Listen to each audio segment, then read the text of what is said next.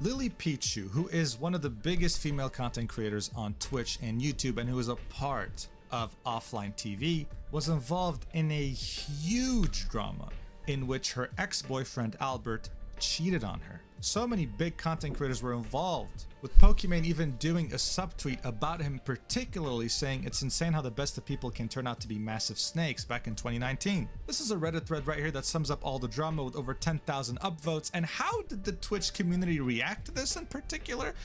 Well, Heroic Butt Plug had this to say: "Welcome to the Champions Club." This was yet another crack in Dr. Disrespect's reputation and image. Many memes came out of Albert cheating on Lily Pichu, and so many of them involved Dr. Disrespect. Here you can see Albert on the violin, and here's the woman he cheated with.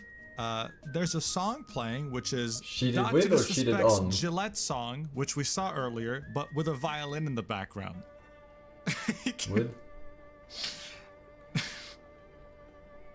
Additionally, Albert had this thing where he did magic tricks with cards. So to reference this event of Albert cheating on Lily Pichu and joining the Champions Club, people made this copy pasta that you can see in the title. Pick a card, any card, the Two of Wives, excellent choice, with the Forsen CD emote, of course. But what really didn't help is that someone with the name of Albert subscribed to Dr. Disrespect on Twitch, and this is what he had to say. The meme blew up a gazillion times because of this. Watch.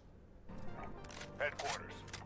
Caboose, thank you for the 3. Welcome Albert to the Champions Club. Albert, get in, settle in, fit in, drip in, and win.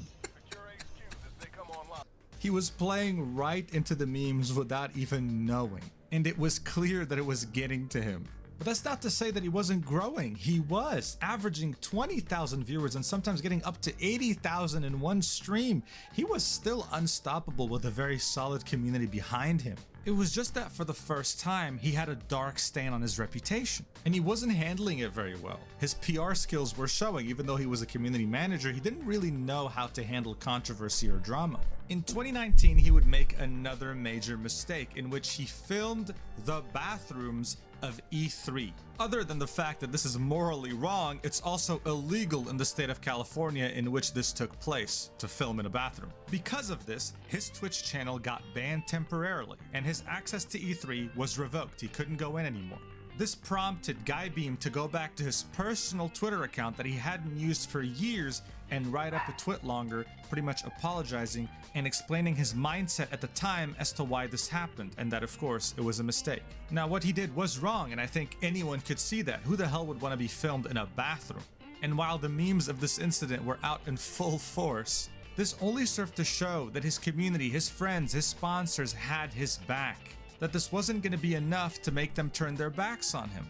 And this was also the same year in which he got signed to CAA. So look, from an objective point of view, yes, there were cracks showing at the seams of his reputation, but was he still growing? Of course. Was he still an icon? Absolutely. Was he the face of Twitch? To many people, he was. He was in some drama. There were setbacks, but to Dr. Disrespect, he wasn't going to let that get in the way of him achieving greatness. And for a while, people believed this until Twitch had a different idea and decided to flat out end his career in the most dramatic way possible.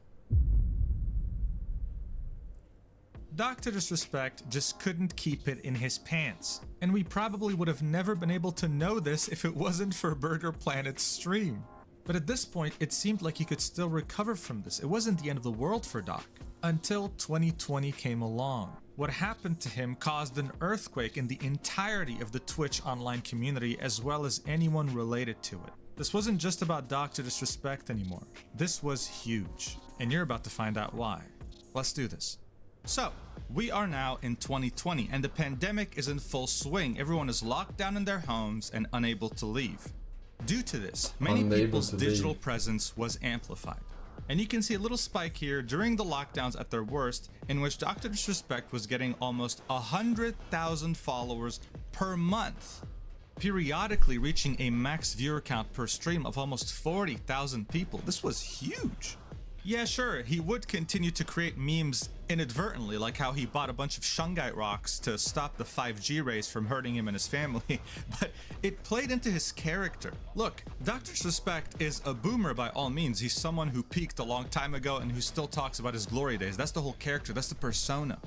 Guy Beam himself described Dr. Suspect as edgy, highly opinionated, cocky, etc. when he had apologized for the bathroom incident in E3, and this was very much the case. This meant that him being into shungite and thinking 5G rays are gonna kill you, or hell, even him cheating on his wife and him being a womanizer played very well into the character. But yeah. But that's real though. The shungite, that's definitely something he believed.